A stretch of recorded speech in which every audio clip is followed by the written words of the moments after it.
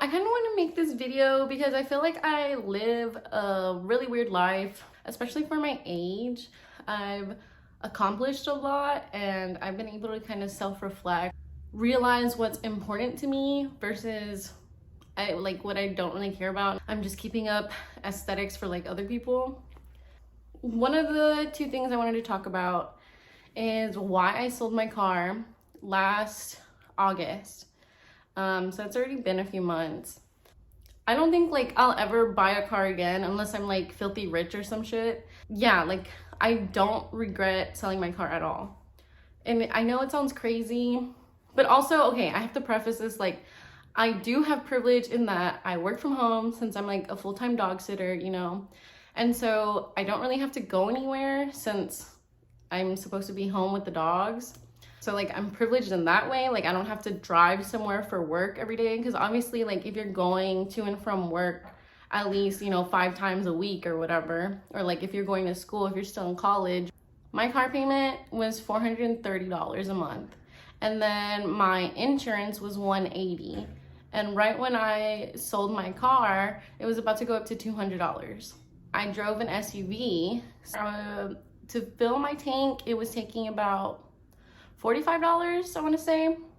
And that was like weekly. And I feel like I was just finding excuses to kind of leave my house and like drive my car. I realized that I was keeping my car just to keep up appearances with everybody else. Because especially here in Texas, you know, in like South Texas, you kind of need a car. There's not like great public transportation.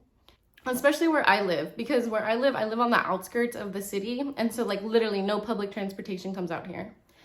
And the only reason I live out here is because like the housing is so much cheaper. I realized I was just keeping my car so that I didn't like broke, because I feel like, you know, if you don't have a car, like, oh, you're broke, blah blah blah.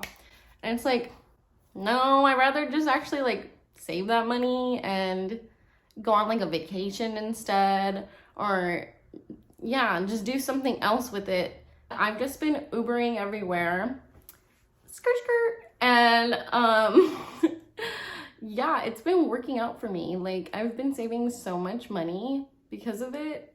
I don't mind Ubering because then also it's helping me network. I'll get in their car and we'll be talking and stuff, and I'll be like, oh, you know, do you have a dog, blah blah blah. When I get in, like, we'll talk about if we have dogs or whatever. And then I have my business cards now. So I'll give them like my business card and be like, oh, you know, if you ever need a dog sitter. So far, I've had like 2 drivers reach out. One driver, I sat their dog for like a whole, like 8 nights. And so that was a good amount of money. I made money on that Uber drive or Uber ride, you know? Or like, that's how I look at it. Also, it helps me save money because I was like finding excuses to leave. Okay, like let me go to Target, or yeah, mainly Target. Now I don't like have those manic like Target runs. Well, okay, not manic. And I just have like the delivery apps. I have Shipped, but then my sister is still in college, so I use her college email, and so it's like only $5 a month versus like 10 or 12. And then I have like the DoorDash pass. And again, I use my sister's email, so it's only like $5 a month. Of course, I let her use it too. It's just like a win-win. Oh, that's the other thing. Last year I went through like this whole transformation. I really like found myself, the things I like and the people I want to be around. When I have to go see my family or somebody else, you know, do I really want to spend $40 round trip to go and argue with my cousins? No, I don't want to do that. I don't know. It's just been a lot of positive. Like, it definitely, sometimes it sucks. Don't get me wrong. There's times where I want to go out of town or something, and it's like, okay, I'd be able to just go visit my sister and drive easily. But now I kind of have to plan it out more. It's not too bad. I feel like I could fly, and it too could be like cheaper, like if you're just going on like Frontier or something, because like I said, it's like just a weekend trip or whatever. I think that wouldn't be bad. Yeah, it's been my little weird life with not having a car. And people always ask me, like every time they fucking see me, do you miss having a car? Blah, blah, blah. Like, no, I don't actually. I've been inspiring other people to also sell their cars because there's this girl I'm friends with. She lives downtown and she works from home. And since she lives downtown, like, there's a decent amount of things that are in walking distance now. So she was like, yeah, like my lease is gonna be up next month and I'm pretty sure like I'm just gonna turn it in and I'm not gonna get anything. She's like, because you inspired me to trade it in. Because she's like, yeah, like why do I have this car? And so yeah, I don't know, like I hope maybe this inspires you to like sell your car and not keep up appearances, because they kind of don't fucking matter. Like, to me it's just like, okay, I know what the truth is. I know like I'm not struggling, I'm doing good. And now I get to like be delusional and be like, yeah, my driver's here, sorry, I gotta go.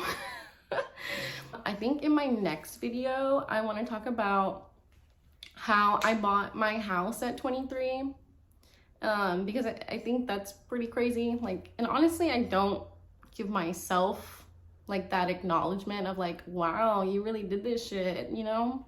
When I was growing up with my parents, it's always just like, okay, you need to graduate high school, you need to finish college in 4 years, then you need to get a job, buy a house, like, you know, and it was just all expected of me. Whenever I finished any of those things, it was never like, oh my god, congratulations, we're so proud of you, mija, blah blah blah. No, none of that. It's always just like, like, yeah, like, duh, that's what you're supposed to do, what do you mean? Yeah, I don't think they realize like how hard it is to buy a house either, like, especially in our age, either where you're like a millennial or Gen Z, you know, because I'm right on the cusp of both of them. I feel like I definitely identify more with Gen Z on certain things. I feel like I really try to live within my means though. I'm not living in some big ass house. My house is literally a 2-bedroom, 2-bath.